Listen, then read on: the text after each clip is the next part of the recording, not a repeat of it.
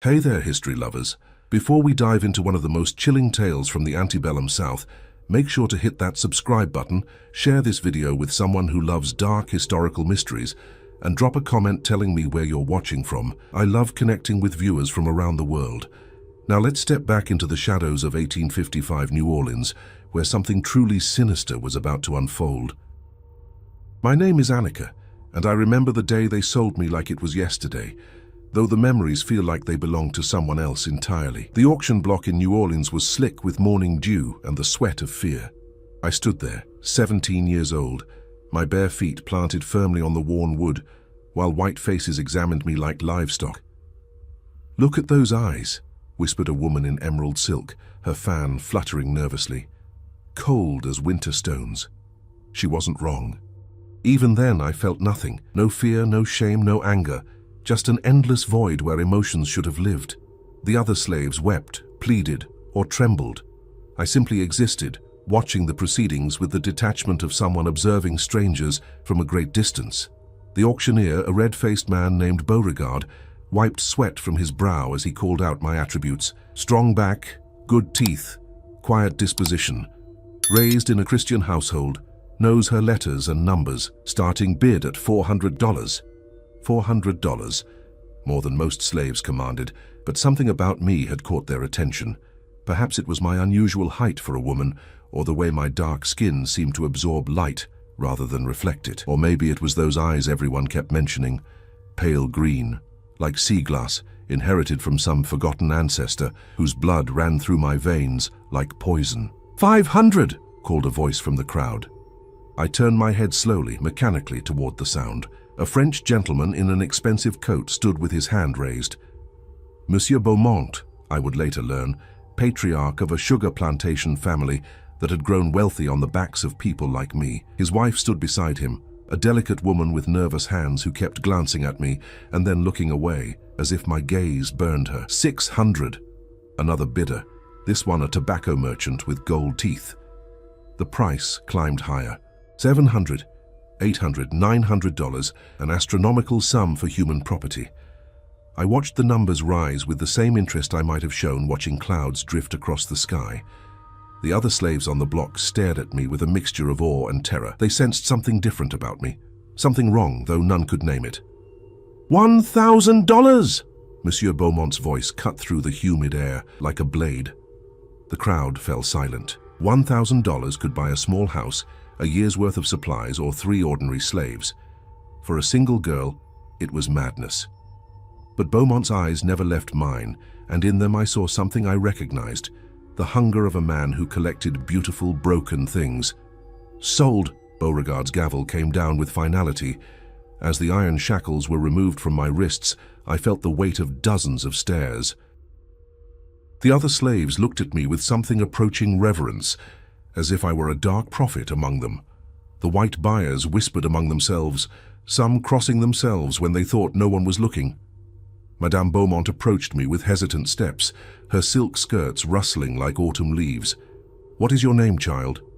"Annika," I replied, my voice flat and emotionless. She flinched at the sound, though I couldn't understand why. My voice was neither harsh nor particularly deep, just empty of the warmth most people expected from human speech. "Well, Annika, you belong to us now. You'll work in our house, help with our daughters. We have 3 girls who need guidance. 3 daughters." I filed this information away without feeling, the way one might note the weather or the time of day. I would meet them soon enough, these daughters, and they would learn what it meant to live in the same house as something that wore a human face but carried darkness in its heart. The journey to the Beaumont plantation took 2 hours by carriage. I sat in the back with the other household purchases, a cook, a seamstress, and a young boy who would work in the stables. They tried to make conversation, but my silence eventually discouraged their efforts. Instead, they whispered among themselves, shooting nervous glances in my direction. The plantation house rose from the Louisiana swampland like a white monument to human cruelty. 3 stories of pristine columns and wraparound porches surrounded by ancient oak trees draped in Spanish moss. Beautiful and terrible, like everything else in this god-forsaken place. As we approached, I saw them in the windows, 3 young faces peering down at the new arrivals. The Beaumont daughters, Marie, 16, Celeste, 14, and little Evangeline, barely 12. They watched with the casual curiosity of children observing new pets, unaware that death had just arrived at their doorstep. Madame Beaumont led me through the servants' entrance, past the kitchen where the smell of roasting meat made my empty stomach clench. Not from hunger. I rarely felt hungry anymore, but from some primal recognition of flesh and fire. "You'll sleep in the servants' quarters," she explained, her voice growing more nervous with each word. "Your duties will include helping with the girls' lessons, maintaining their rooms, and assisting with their evening preparations. They're good girls, Annika, sweet and innocent. I trust you'll care for them properly." Care for them. The words echoed in my mind as she showed me to my small room beneath the main house. A narrow bed, a wash basin, and a single window that looked out onto the dark water of the bayou. It would do. That first night, I lay on the thin mattress and listened to the sounds of the house settling around me. Footsteps overhead, whispered conversations, the distant cry of night birds in the swamp. And underneath it all, something else, a humming, like electricity in the air before a storm. I closed my eyes and saw faces in the darkness. Not the faces of the living, but something older, hungrier. They smiled at me with teeth like broken glass and welcomed me home to this place of moss and shadows and secrets buried in black water. The Beaumont family had bought themselves a slave, but they had no idea what they had truly purchased. I was 17 years old, worth $1,000, and I carried within me something that would make their beautiful white house a tomb. Tomorrow, I would meet the daughters properly. Tomorrow, the real work would begin. The morning sun filtered through the Spanish moss like fingers reaching through a burial shroud, casting dancing shadows across the plantation grounds. I had been at the Beaumont house for exactly 1 week when Madame Beaumont began to change. It started with the dreams. I was arranging flowers in the main parlor when I heard her scream from the master bedroom above. Not a scream of pain, but of pure, primal terror, the sound a rabbit makes when caught in a trap. Monsieur Beaumont's heavy footsteps thundered across the floor, followed by his voice, urgent and confused. "Marguerite! Marguerite, wake up!" I continued arranging the white lilies, their funeral scent filling my nostrils. The other servants rushed toward the stairs, but I remained still, listening to the chaos above with the detached interest of someone watching a play. When Madame Beaumont finally descended for breakfast an hour later, her face was pale as morning mist, and her hands shook as she reached for her coffee cup. She kept glancing at me from the corner of her eye, as if trying to solve a puzzle that hurt to contemplate. "Annika," she called, her voice barely above a whisper. "Come here, child." I approached with measured steps, my bare feet silent on the polished wood floor. The 3 daughters sat around the breakfast table, their conversation dying as I drew near. Marie, the eldest, watched me with the calculating gaze of someone who sensed predator and prey, but couldn't determine which was which. Did you come to my room last night?" Madame Beaumont asked, her fingers worrying the lace at her throat. "No, madame," I replied truthfully. I had not entered her room. I hadn't needed to. She studied my face for a long moment, searching for deception and finding none. This seemed to disturb her more than if I had lied. "I dreamed. Such terrible things. Your face, covered in blood. Standing at the foot of my bed, just watching." The daughters exchanged glances. Little Evangeline dropped her spoon with a clatter that echoed through the suddenly silent room. "Dreams are just dreams, madame," I said, my voice carrying no comfort, only empty truth. But we both knew better.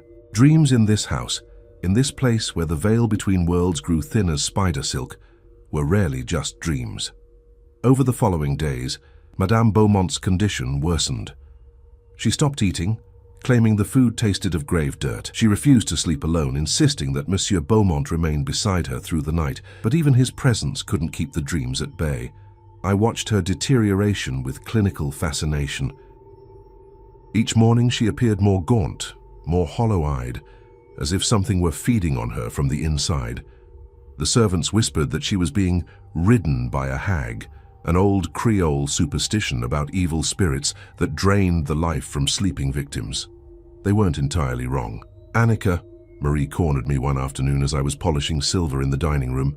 At 16, She possessed her mother's delicate beauty, but with an edge of steel that suggested she might survive what was coming. "What's happening to Mama?" I looked up from the candlestick in my hands, meeting her gaze directly. Most people couldn't hold eye contact with me for long, but Marie was stronger than most.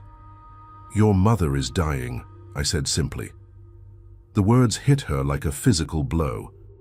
She stepped backward, her hand flying to her throat in an unconscious mirror of her mother's nervous gesture. That's impossible. She's just having bad dreams. Dreams can kill," I replied, returning to my polishing. "Especially here, where the dead don't rest easy." Marie's face went white. "You're talking nonsense, superstitious slave nonsense." I set down the candlestick and turned to face her fully. "Your family built this house on a Choctaw burial ground. Did you know that?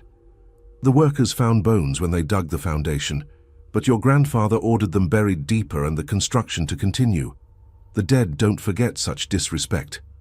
"Stop it," Marie whispered, but her voice lacked conviction. "They've been waiting," I continued, my voice soft as silk and sharp as broken glass. "Waiting for the right moment, the right catalyst, someone who could hear their whispers and carry their hunger into the world of the living." Marie fled then, her silk skirts rustling as she ran from the room. But the seed was planted, the truth spoken. The Beaumont family had built their fortune on stolen land and stolen lives, and now the bill had come due. That night, Madame Beaumont's screams echoed through the house like the cries of the damned. I lay in my narrow bed, listening to the sounds of her terror, and felt something that might have been satisfaction if I were still capable of such emotions. By morning she was burning with fever. The doctor came, a pompous man with whiskey on his breath and blood under his fingernails from his last patient.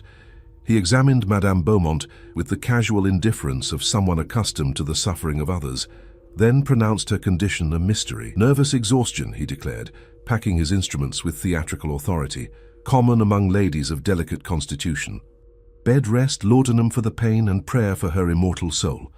But no amount of medicine could cure what ailed Marguerite Beaumont. The dreams had opened a door in her mind, and through that door poured all the rage and hunger of the restless dead.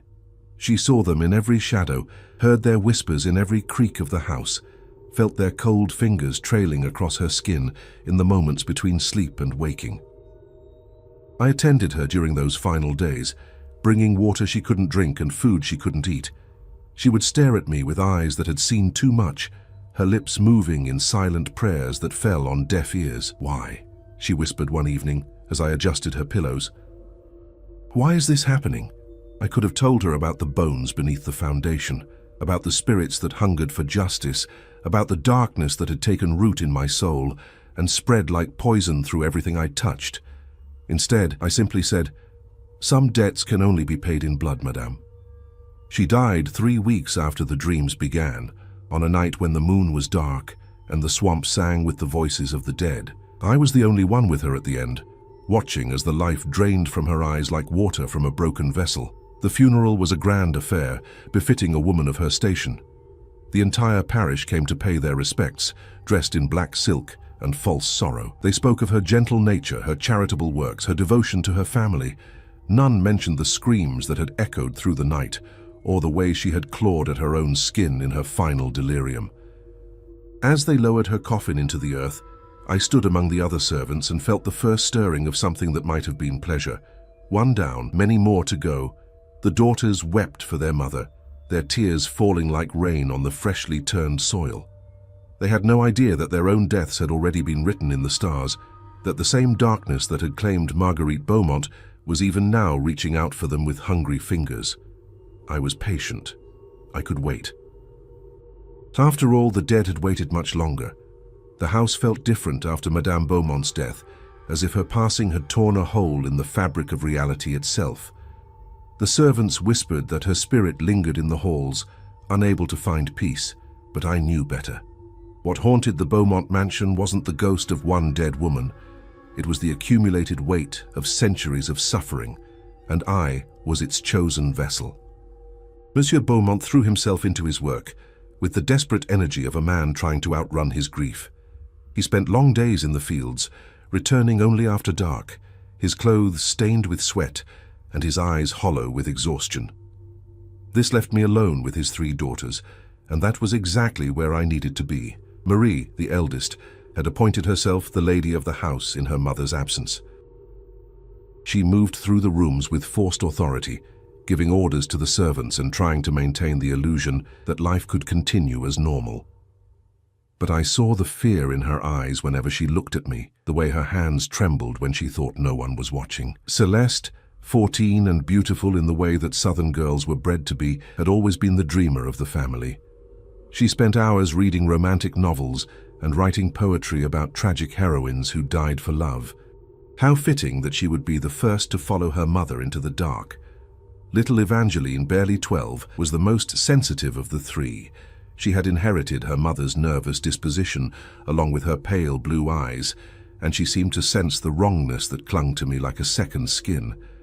She would watch me from doorways and around corners, her small face pinched with worry that she was too young to understand. It was Evangeline who first mentioned the dreams. "I keep seeing Mama," she told Marie one morning at breakfast, her voice small and frightened. "She's standing by the well, but she's all wet and her dress is torn. She keeps trying to tell me something, but I can't understand the words." Marie's fork clattered against her plate. "Don't be ridiculous, Evangeline. Mama is at rest. The Reverend said so." But I saw the way Marie's eyes darted to the window that overlooked the old well, the one that had been sealed years ago after a servant girl drowned in its depths. The well that sat directly above the Choctaw burial ground, where the bones of the dead lay restless beneath layers of earth and stone. "Maybe we should have the well blessed," Celeste suggested, looking up from her book. "Just to be safe." "Absolutely not," Marie snapped. "We will not give credence to superstitious nonsense. Evangeline is having nightmares because she misses Mama. That's perfectly natural. But the dreams didn't stop. If anything, they grew stronger, more vivid, more insistent. Soon, all 3 girls were waking in the night, crying out for their mother, who appeared to them dripping with well water, and speaking in tongues they couldn't understand. I watched their deterioration with the patience of a spider waiting for flies to exhaust themselves in its web. Each morning brought new shadows under their eyes, new tremors in their hands, new cracks in their carefully maintained composure. The breaking point came on a Tuesday night in late September, when the air was thick with the promise of rain and the swamp sang with the voices of night creatures. I was in the kitchen cleaning the dinner dishes when I heard the first scream. It was Celeste, her voice high and pure as a church bell. I set down the plate I was washing and walked calmly toward the sound, my bare feet silent on the wooden floors. I found all 3 girls in Evangeline's room, huddled together on the narrow bed like frightened animals. Celeste was pointing at the window with a shaking hand, her face white as bone in the moonlight. "She's there," she whispered. "Mama's there by the well. She's calling to us." I moved to the window and looked out into the night. The sealed well sat in the center of the courtyard, its stone rim barely visible in the darkness. But I could see her, Marguerite Beaumont's spirit, or something wearing her face, standing beside the ancient stones, with water streaming from her hair and dress. "I don't see anything," Marie said, but her voice lacked conviction. "She wants us to come to her," Evangeline said, her child's voice filled with terrible certainty. "She says she's lonely. She says the water is warm and peaceful." I turned from the window to study the 3 girls. They were all staring at the same spot, all seeing the same impossible vision. The boundary between the world of the living and the realm of the dead was dissolving, and they were caught in the space between. "Perhaps you should go to her," I said quietly. 3 pairs of eyes turned to me in shock. Marie's mouth fell open, and Celeste made a small sound of distress. "What did you say?" Marie demanded. "Your mother is calling to you," I replied, my voice as calm as still water. "She's been dead for weeks, trapped between worlds, unable to find peace. Maybe if you went to her, if you listened to what she has to say, she could finally rest." That's insane," Marie stammered. "You're talking about a ghost, about something that isn't real." I smiled then, the first genuine expression I had worn since arriving at the plantation. "Reality is a fragile thing, Miss Marie, especially here where so much blood has been spilled and so many souls cry out for justice." The girls stared at me in horror, finally seeing me clearly for the first time. Not a servant, not a slave, but something else entirely. Something that belonged more to the darkness than to the light. "Get out," Marie whispered. "Get out of this room right now." I inclined my head politely and withdrew, but the damage was done.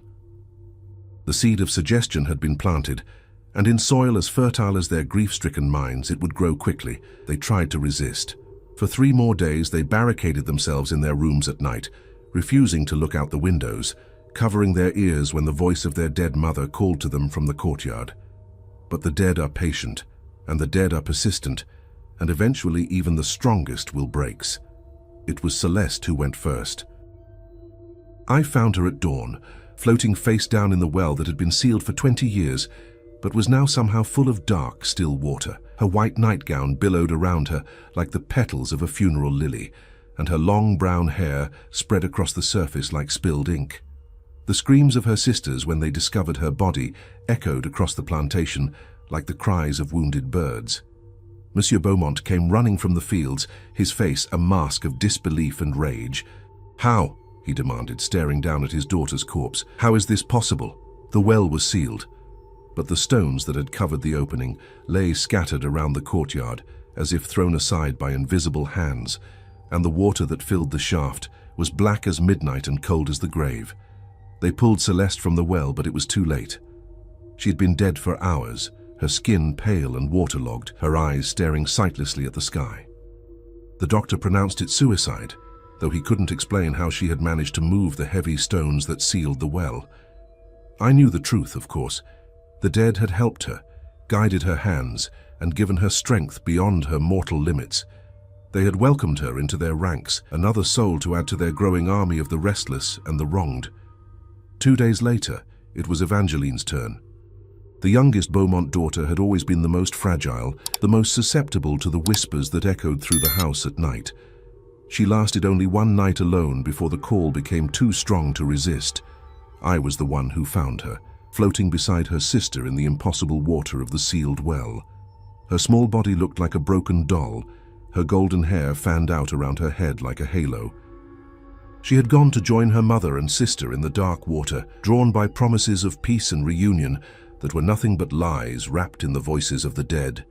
Marie was the last, and she fought the longest. For a week after Evangeline's death, she refused to sleep, pacing the halls of the empty house like a caged animal.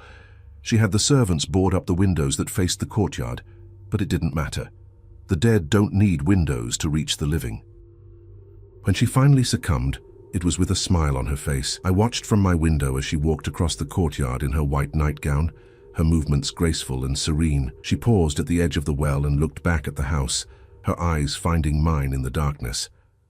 "Thank you," she mouthed, and then she stepped forward into the black water and disappeared beneath the surface. 3 daughters, dead in the space of 2 weeks. 3 more souls to feed the hunger that lived in the dark places of the world. Monsieur Beaumont found Marie's body the next morning and collapsed beside the well, his anguished cries echoing across the swampland like the howl of a wounded beast. The authorities came, of course. They asked questions, took statements, examined the scene with the methodical thoroughness of men who believed in logic and reason. But how do you explain the impossible? How do you rationalize the supernatural? In the end, they declared it a family tragedy brought on by grief and madness. 3 young women, driven to suicide by the loss of their mother, drawn to the same watery grave that had claimed a servant girl decades before. Only I knew the truth. Only I understood that this was just the beginning, the first movement in a symphony of death that would play across the South until every debt was paid and every wrong was avenged. Monsieur Beaumont sold me the next week, unable to bear the sight of the only living witness to his family's destruction. As I was led away in chains, I looked back at the plantation house one last time and saw them in the windows, 4 pale faces watching my departure with eyes like dark water. They would wait for me to return. The dead are nothing if not patient.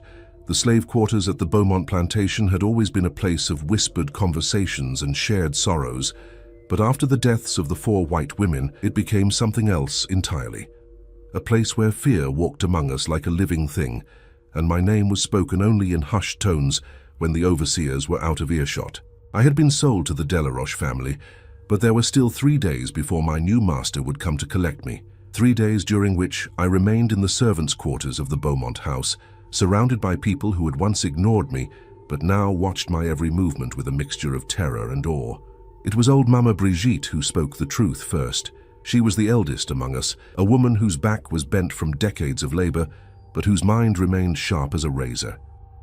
Born in Haiti before the revolution, she carried within her the old knowledge, the old ways that the white masters tried so hard to stamp out of us.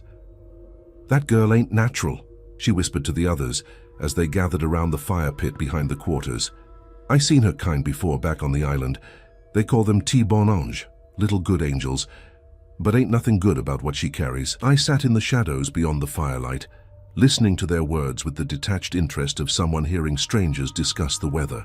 They thought I couldn't hear them, but sound carried differently around me now, as if the very air had become my ally. "What you mean, Mama Brigitte?" asked Samuel, a field hand whose massive frame belied his gentle nature. "She just a girl. Quiet, maybe, but just a girl." Mama Brigitte's laugh was dry as autumn leaves. "Just a girl? Boy, you seen what happened to them white women. 4 of them dead in 2 months and all of them dying the same way their ancestors died. You think that's coincidence?" The others shifted uncomfortably. They had all heard the stories, passed down through generations of slaves who worked this cursed land. Stories of the Choctaw families who had been driven from their burial grounds, of the children who had starved when their hunting grounds were stolen, of the warriors who had died fighting to protect what was sacred. "The spirit's been waiting," Mama Brigitte continued, her voice dropping to barely above a whisper, "waiting for someone who could carry their anger into the world of the living. Someone who was born without a soul of her own, so the dead could fill that empty space with their hunger." "You saying she's possessed?" This from Mary, a house servant who had worked alongside me for weeks without ever truly seeing me. "Worse than possessed," Mama Brigitte replied. "Possession you can fight. You can pray it away, burn it out with holy water and sacred herbs. But this girl, she ain't fighting nothing. She's welcoming it. She's become a doorway, and every soul that passes through her makes her stronger." I smiled in the darkness, pleased that at least one person understood what I truly was. Mama Brigitte had seen clearly what the white masters, with all their education and sophistication, had missed entirely. "So what we supposed to do?" Samuel asked, his voice tight with fear. "Can't run. They'll hunt us down with dogs. Can't tell the master. Who gonna believe slaves talking about spirits and curses? We pray," said a voice from the back of the group. It was young Thomas, barely 16, who had been born on the plantation and knew no other life. "We pray to Jesus to protect us from evil." Mama Brigitte's expression was pitying. "Child, you think the white man's God gonna help us? Where was Jesus when they dragged us from our homes? Where was he when they branded us like cattle and worked us to death in these fields? The spirits that girl carries, they older than Christianity, older than slavery, older than the white man's greed. They been here since the world was young, and they gonna be here long after we all dust." The fire crackled and popped, sending sparks spiraling up into the night sky like tiny souls seeking heaven. Around the circle, faces reflected the dancing flames, each one marked by the particular weariness that came from a lifetime of bondage. "I heard tell," said Rebecca, a woman who worked in the laundry, "that she was born during an eclipse. Her mama died birthing her, and the midwife said the baby never cried. Just lay there, staring up at the sky with them pale green eyes, like she was seeing something the rest of us couldn't. Eclipse babies." Mama Brigitte nodded grimly. "They born between worlds, between light and dark. Most of them die young, can't handle the weight of what they carry. But the ones that survive," she shook her head, "they become something else entirely." "My grandmother told me about a girl like that," offered Joseph, an older man who worked in the stables. "Down in Mississippi, maybe 30 years ago. Everywhere she went, death followed. White folks started dying in ways that couldn't be explained, drowning in dry wells, burning up from the inside, walking into the swamp, and never coming back. They finally sold her to a trader heading west, but the stories say she killed him and his whole family before they got 50 miles from town." The group fell silent, each person lost in their own thoughts and fears. They were beginning to understand that I wasn't just another slave, another piece of property to be bought and sold. I was something far more dangerous, a weapon forged by centuries of injustice and tempered in the blood of the innocent. "She gonna kill us too," whispered little Annie, a girl who couldn't have been more than 14. "We ain't done nothing to her." "We ain't white," Mama Brigitte replied. "That might save us, might not." The spirits she carries, they hungry for justice, but hunger like that, sometimes it don't discriminate. Sometimes it just wants to feed. I had heard enough. Rising from my place in the shadows, I stepped into the circle of firelight. The conversation died instantly, and every eye turned to me with expressions ranging from terror to resignation. "You're wrong about one thing, Mama Brigitte," I said, my voice carrying clearly in the still night air. "I wasn't born without a soul. I was born with too many souls, all the souls of the murdered and forgotten, all the spirits that cry out for vengeance. They don't possess me. I am them, and they are me." Mama Brigitte met my gaze without flinching, though I saw her hands tremble slightly. "What do you want from us, child?" "Nothing," I replied truthfully. "You're not my enemies. You're my brothers and sisters in suffering, and the spirits I carry remember that. But you should know that what happened to the Beaumont women is just the beginning. There are debts to be paid, accounts to be settled. The white masters who built their fortunes on our backs and our blood will learn what it means to face true justice." "And if we get caught in the middle?" Samuel asked, his voice steady despite the fear in his eyes. I considered his question carefully. "Stay out of my way, and you'll be safe. Try to stop me, and you'll discover that the dead don't distinguish between willing and unwilling servants of their oppressors."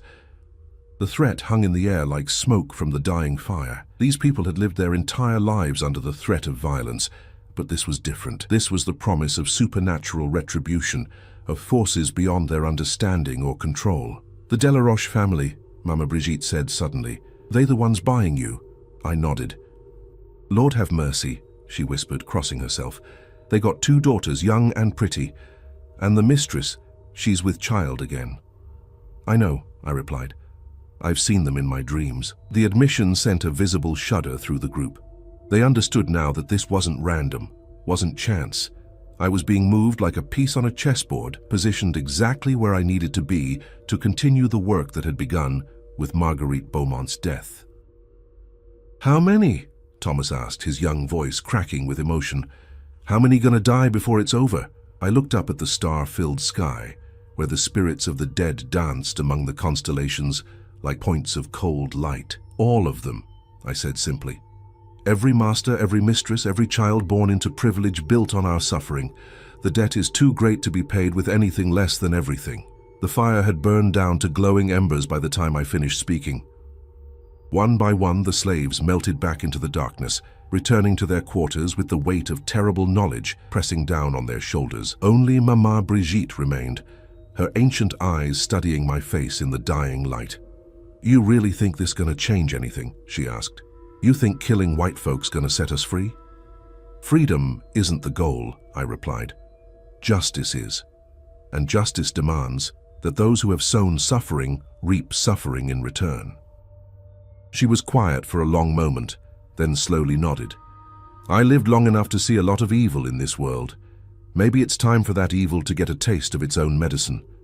With that, she rose and walked away, leaving me alone with the dying fire and the whispers of the dead that echoed in my mind like a chorus of the damned. 3 days later, Monsieur Delaroche came to collect his new property. As I was loaded into his carriage, I caught sight of the other slaves watching from the windows of their quarters. Some made the sign of the cross, others touched protective charms hidden beneath their clothes. All of them knew they had witnessed the beginning of something that would reshape the very foundations of their world. The dead were rising, and I was their instrument of vengeance. The Delaroche plantation sat like a festering wound on the landscape, its white columns stained with decades of humidity and neglect. Unlike the Beaumont estate, which had maintained at least the facade of genteel prosperity, this place reeked of decay and desperation. The Spanish moss hung heavier here, the swamp pressed closer to the house, and the very air seemed thick with the weight of accumulated sins. Monsieur Henri Delaroche was a man whose cruelty was legendary even among the plantation owners of Louisiana. Where other masters might content themselves with the routine brutalities of slavery, Delaroche took pleasure in devising new torments for his human property. His wife Isabelle was no better, a woman who smiled sweetly while ordering punishments that would make hardened overseers flinch. They had purchased me for $800, a bargain price that should have warned them something was amiss. But greed had always been the downfall of their kind, and they saw only an opportunity to acquire valuable property at a reduced cost. "You'll work in the house," Madame Delaroche informed me as we stood in the grand foyer, her voice carrying the particular brand of false sweetness that Southern ladies used when addressing their slaves. "My daughters need guidance in their studies, and I require assistance with my condition."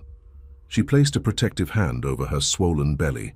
6 months pregnant with what would be her third child, she glowed with the self-satisfied pride of a woman who believed she was fulfilling her highest purpose. "Yes, madame," I replied, my voice carrying just the right note of subservience to satisfy her expectations. The daughters appeared at the top of the grand staircase like a pair of porcelain dolls come to life. Vivienne, the elder at 15, possessed the kind of ethereal beauty that Southern society prized above all else. Pale skin, golden hair, and blue eyes that had never seen real hardship.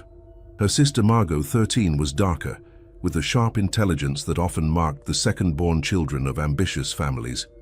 "Girls, come meet Annika," their mother called. "She'll be helping with your lessons and your daily preparations." They descended the stairs with the practiced grace of young women who had been trained from birth to be ornamental, their silk skirts rustling like autumn leaves. But as they drew closer, I saw something in their eyes that the Beaumont daughters had lacked, a hardness, a casual cruelty that they had inherited from their parents like a family heirloom. "She's very dark," Vivienne observed, studying me with the detached interest of someone examining livestock. "Are you sure she's suitable for housework, Mama?" "Her previous owners spoke highly of her capabilities," Madame Delaroche replied, though I caught the slight hesitation in her voice. She had heard the rumors, of course. In a society built on gossip and social positioning, the mysterious deaths at the Beaumont plantation had been the subject of countless drawing-room conversations. "What happened to your last family?" Margot asked, her sharp eyes fixed on my face. "We heard they all died." "Margot," her mother scolded, "that's quite enough. Such morbid curiosity is unbecoming in a young lady." But the question hung in the air like smoke from a funeral pyre. I met Margot's gaze directly, allowing her to see something of what lay behind my carefully constructed mask of servitude. "They found peace, Miss Margot," I said quietly. "Sometimes death is a mercy." The girl's face went pale, and she took an involuntary step backward. She had expected deflection or denial, not the calm acknowledgement of something terrible. In that moment, she understood that she was looking at something far more dangerous than a simple house slave. My quarters were in the attic, a stifling space under the eaves where the heat gathered like a living thing during the day and the cold seeped through the walls at night. It was meant to be a punishment, a reminder of my place in the hierarchy of the house. Instead, it became my sanctuary, a place where I could commune with the spirits that grew stronger with each passing day. The Delaroche family had built their fortune on sugar, but their true crop was suffering. I learned this within hours of my arrival, as I witnessed the casual brutalities that marked daily life on the plantation. Slaves beaten for imagined infractions, children sold away from their mothers, women forced to endure the attentions of their masters, all of it conducted with the same matter-of-fact efficiency as any other business transaction. But it was the stories the other slaves told me that truly revealed the depth of the family's depravity. "You see that oak tree by the river," whispered Sarah, an older woman who worked in the kitchen. "Master Henri, he had a slave named Moses who tried to run. When they brought him back, he hung him from that tree and left the body there for 3 days as a warning. Moses had a wife, a little girl. They made them watch. And the mistress," added another voice in the darkness of the servants' quarters. "She had a girl named Lily who was learning to read, caught her with a book and had her fingers broken one by one, so she couldn't hold a pen again." The litany of horrors continued through the night. Tales of children worked to death in the fields, of women who disappeared into the swamp after refusing their master's advances, of men who were branded and mutilated for the crime of showing pride.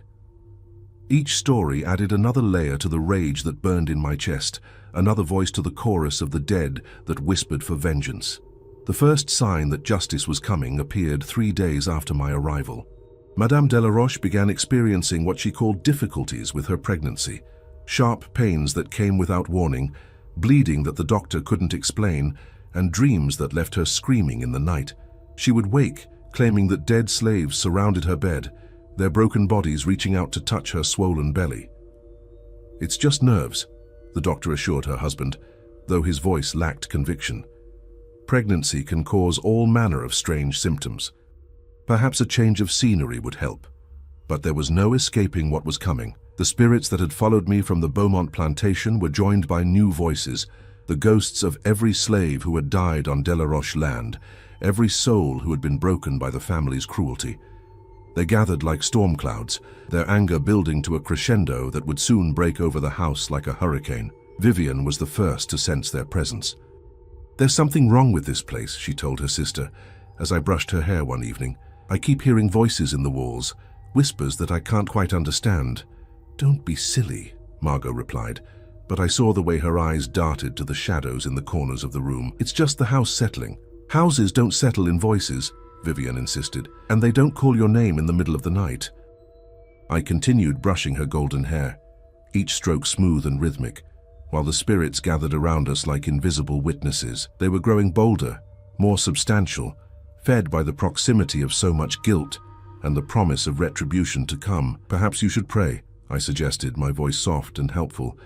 "Prayer can be very illuminating." Both girls turned to stare at me, something in my tone setting off alarm bells in their minds. But before either could respond, a scream echoed through the house, their mother's voice high and desperate and filled with agony. We found Madame Delaroche in her bedroom, doubled over in pain, blood staining her white nightgown. The doctor was summoned, but there was nothing he could do. The baby was lost, expelled from her body like something toxic that could no longer be contained. "It was a boy," the doctor told Monsieur Delaroche quietly, his face grave. "A son. I'm sorry." The master of the house stood over his wife's bed, his face a mask of rage and grief. "How?" he demanded. "She was healthy. The pregnancy was progressing normally. How does something like this just happen?"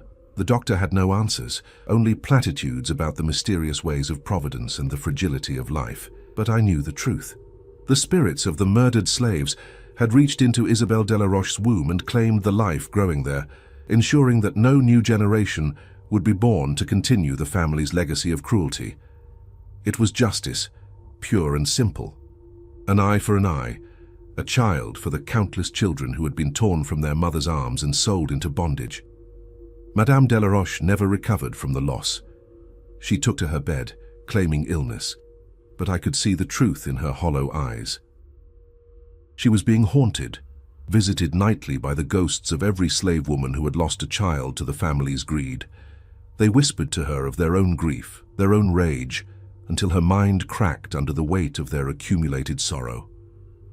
The daughters tried to maintain normalcy, but the house itself seemed to be turning against them. Doors slammed shut on their own, mirrors cracked without cause, and the temperature in certain rooms dropped so suddenly that their breath misted in the air. The servants began to quit, claiming the place was cursed, until only the slaves remained, and we had nowhere else to go. "It's her," Margot whispered to her sister one night, thinking I was out of earshot. "Ever since she came here, everything's gone wrong. She's brought some kind of curse with her." "That's impossible," Vivian replied, but her voice shook with uncertainty. "She's just a slave. What power could she possibly have?" If only they knew, if only they understood that I was no longer just a slave, but something far more dangerous, a conduit for the rage of the oppressed, a vessel for the vengeance of the dead. The spirits that surrounded me had grown so numerous, so powerful, that reality itself was beginning to bend under their influence. The end came swiftly, as it always did. Madame Delaroche was found dead in her bed one morning, her face frozen in an expression of absolute terror. The doctor pronounced it heart failure, but the slaves whispered of something else, of how her room had been filled with the sound of crying babies in the hours before dawn, of how the walls had run red with blood that disappeared with the sunrise. Vivian followed 3 days later, drowning in her own bathtub, despite being an excellent swimmer. The water was found to be ice cold, though the fire had been burning in the room all night. Margot lasted a week longer, her sharp intelligence allowing her to recognize the pattern, even if she couldn't understand its source. She barricaded herself in her room, refusing to come out, surviving on water and scraps of food that the remaining servants left outside her door.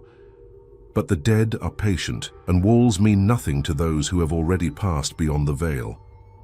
They came for her in the end, as they had come for all the others, and her screams echoed through the empty house like the cries of the damned. Monsieur Delaroche found her body hanging from the chandelier in the main hall, though no one could explain how she had managed to reach it, or why there were no chairs or ladders nearby. Her face was peaceful, almost serene, as if death had come as a relief after days of unimaginable terror. The master of the house lasted only one more day. He was discovered in his study, slumped over his desk with a pistol in his hand and a hole in his head. The authorities ruled it suicide, driven by grief over the loss of his family. They never found the note he had been writing when he died, the one that spoke of voices in the walls and shadows that moved on their own, and the terrible certainty that he was being judged by forces beyond human understanding. I was the only survivor, the only witness to the complete destruction of another family that had built their fortune on the suffering of others. As the authorities led me away in chains, preparing to sell me to yet another master, I looked back at the Delaroche plantation one last time.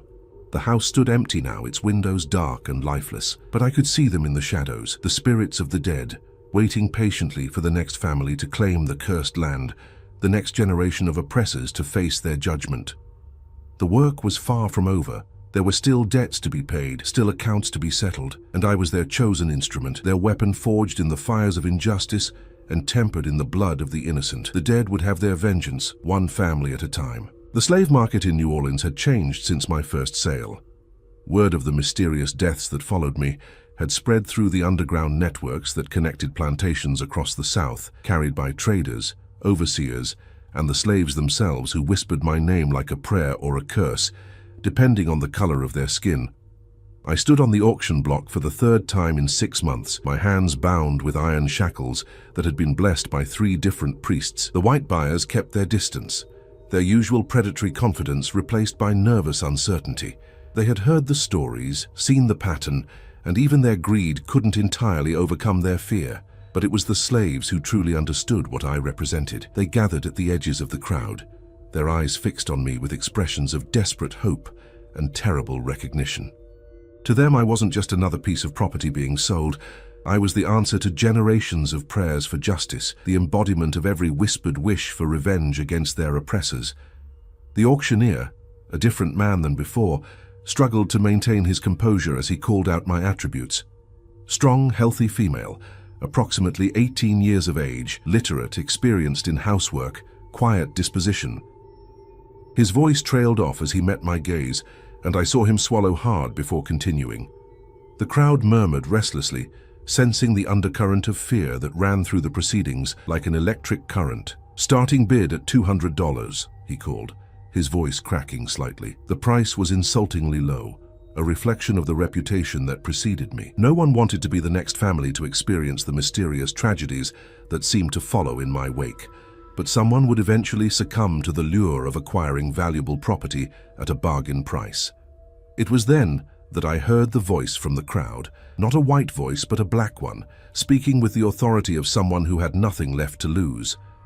"Don't sell her to them white folks," called out an old man whose back was bent from decades of fieldwork. "She belong with us. She our angel of justice." The crowd erupted in shocked murmurs. For a slave to speak out at an auction was unthinkable, a violation of every social convention that governed their world. But the old man's words had struck a chord, and I could see other slaves nodding in agreement, their faces filled with a mixture of hope and desperate determination. "Silence!" the auctioneer shouted, his face flushing red with anger and embarrassment.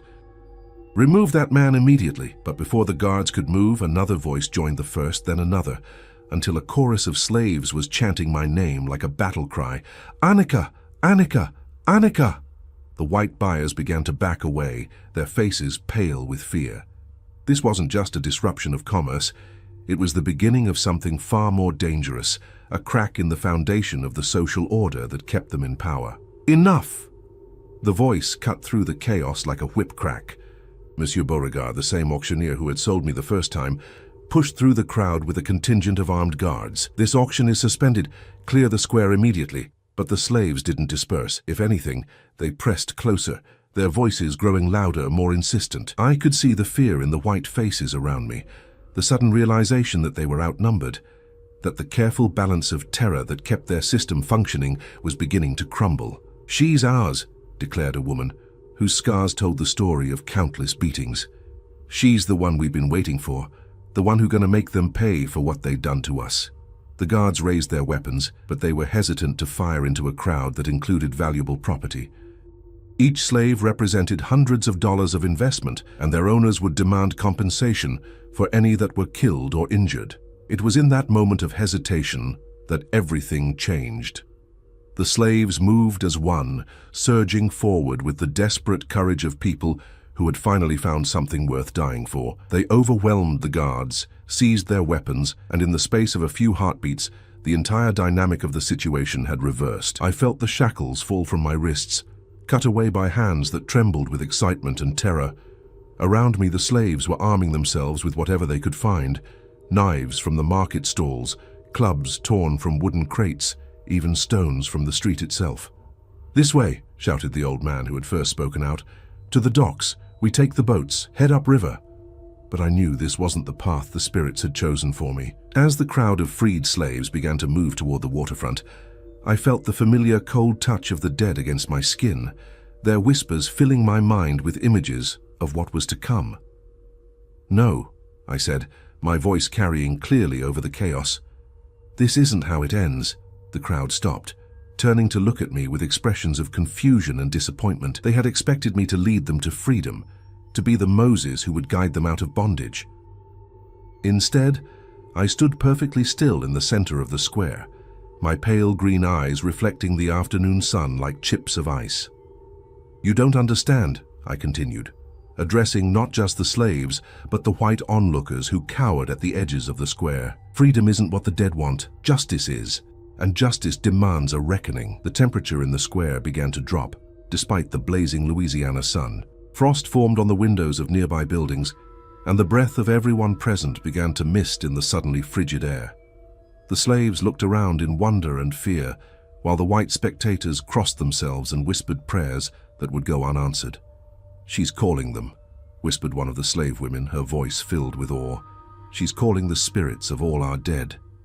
And she was right.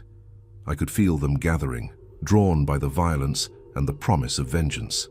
Hundreds of souls, thousands, all the slaves who had died in chains, all the children who had been worked to death in the fields, all the women who had been broken by their master's cruelty. They came like a tide of darkness, invisible to most, but as real as the ground beneath our feet. The white men in the crowd began to scream. They couldn't see the spirits, but they could feel them. Cold hands grasping at their throats, whispered accusations in their ears, the weight of accumulated guilt pressing down on their souls like stones. One by one, they began to collapse, clutching their chests, their faces turning blue as if they were drowning in air. "Stop this!" Beauregard gasped, falling to his knees as invisible fingers tightened around his windpipe. "Please, I'll free them all. I'll burn the auction house down. Just make it stop." But it was too late for bargains, too late for mercy. The dead had waited too long for this moment, and they would not be denied their justice. The auctioneer's eyes rolled back in his head, and he toppled forward onto the cobblestones, his body convulsing as his life ebbed away. The other white men followed quickly, slave traders, plantation owners, overseers, all of them dying in agony as the spirits of their victims claimed their due. The air filled with the sound of their death rattles, a symphony of suffering that was music to the ears of the dead. But the slaves were untouched. They stood in a circle around me, watching in amazement as their oppressors died before their eyes. Some wept with joy, others fell to their knees in prayer, but all of them understood that they were witnessing something miraculous, the hand of divine justice reaching down to settle accounts that had been too long unpaid. "What happens now?" asked the old man who had first spoken my name. "What do we do?" I looked around at the faces surrounding me, faces marked by suffering but not yet broken, eyes that still held hope despite everything they had endured. These people had risked everything to free me, had thrown away their lives for the chance to strike back at their oppressors. They deserved an answer. "You run," I said simply. "You take the boats, head north, find the people who will help you reach freedom. This is your chance, the only one you'll ever get." "What about you?" asked the scarred woman. "Ain't you coming with us?" I shook my head slowly. "My work isn't finished. There are still debts to be paid, still families that need to face judgment. The dead won't rest until every account is settled." The slaves looked at each other uncertainly. They had hoped I would lead them to the promised land, but instead I was choosing to remain in hell. It was a decision they couldn't understand, but they could respect it. "Then we'll remember you," the old man said, his voice thick with emotion. "We'll tell our children and our children's children about the day the spirits came to New Orleans and justice walked among us." They began to disperse then, moving quickly toward the docks before the authorities could organize a response. Some paused to look back at me one last time, their faces filled with gratitude and something approaching worship. Within an hour, the square was empty, except for the bodies of the dead white men and me. I stood among the corpses like a dark angel surveying a battlefield, feeling the satisfaction of the spirits that surrounded me like a warm embrace. But the satisfaction was short-lived. Even as I savored this moment of triumph, I could feel new whispers in my mind, new voices calling for vengeance. The work was far from over. There were still plantations to visit, still families to destroy, still debts to collect. The authorities would come soon, drawn by reports of the massacre. They would find the bodies, investigate the scene, and eventually conclude that it had been some kind of slave uprising that had gotten out of hand. They would never suspect the truth, that the dead themselves had risen to claim their due. And I would be sold again, passed from one family to another like a plague in human form, carrying death and destruction wherever I went. The cycle would continue until every last debt was paid, until the scales of justice were finally balanced. As the sun began to set over New Orleans, painting the sky the color of blood, I heard the sound of approaching horses. The authorities were coming, just as I had known they would. Soon, I would be in chains again, on my way to another plantation, another family that had built their fortune on the suffering of others. But this time would be different. This time the slaves knew who I was, what I represented. Word would spread through the underground networks, carried by the freed slaves who had witnessed the miracle in the square. They would whisper my name in the quarters, tell stories of the day justice came to New Orleans, and prepare for the reckoning that was coming. The dead were rising, and I was their herald. The age of reckoning had begun, and it would not end until every last oppressor had paid the price for their crimes. As the soldiers surrounded me, their faces grim with determination and fear, I smiled for the second time since arriving in Louisiana. They thought they were capturing a runaway slave, but they had no idea what they were really dealing with. They were about to find out. The Trem plantation sat on the outskirts of New Orleans like a monument to human cruelty, its imposing facade hiding secrets that would have made even the devil himself recoil in horror. I had been sold here for $50, a price so low it should have warned Monsieur Philippe Trem that he was purchasing something far more dangerous than a simple house slave. But greed had always been the downfall of his kind. The Treme family had built their fortune on more than just sugar and cotton. They were slave breeders, treating human beings like livestock, forcing the strongest men to mate with the most fertile women to produce children who would be sold before they could walk. The screams that echoed from the breeding quarters at night were a symphony of suffering that had been playing for 3 generations.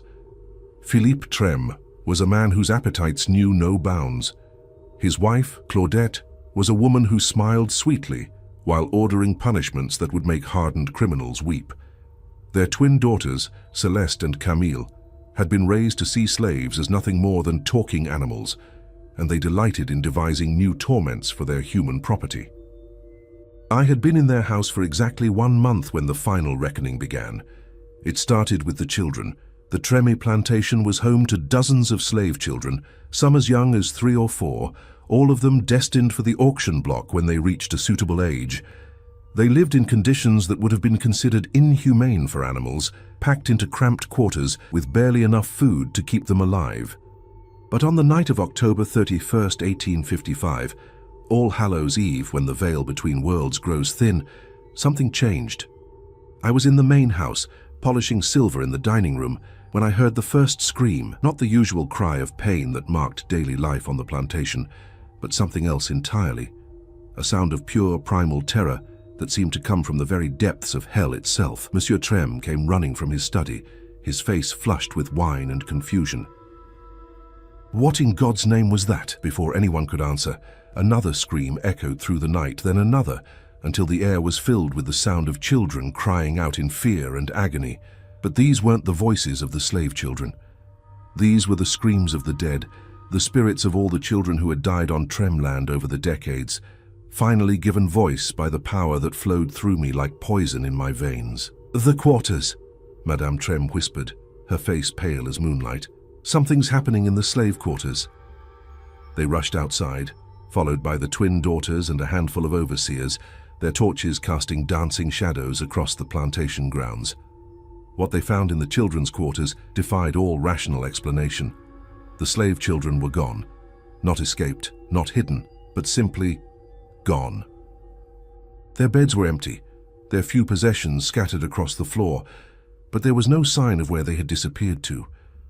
The doors were still locked from the outside, the windows too small for even a child to crawl through, yet somehow dozens of young slaves had vanished without a trace. "How is this possible?" Philippe demanded, his voice cracking with rage and fear. "Children don't just disappear," but I knew where they had gone. The spirits of the dead children had come for their living brothers and sisters, had taken them away to a place where no master could ever hurt them again. It was an act of mercy, disguised as a mystery, salvation wrapped in the appearance of tragedy. The search continued through the night, but no trace of the missing children was ever found. By dawn, the Treme family was forced to accept the impossible, that dozens of their most valuable property had simply vanished into thin air. That was when the real haunting began. The spirits that had taken the children didn't leave. Instead, they settled into the plantation house like an occupying army, making their presence known through 1,000 small torments. Doors slammed shut on their own, mirrors cracked without cause, and the temperature in certain rooms dropped so suddenly that frost formed on the windows, even in the Louisiana heat. But it was the voices that truly drove the family to the edge of madness.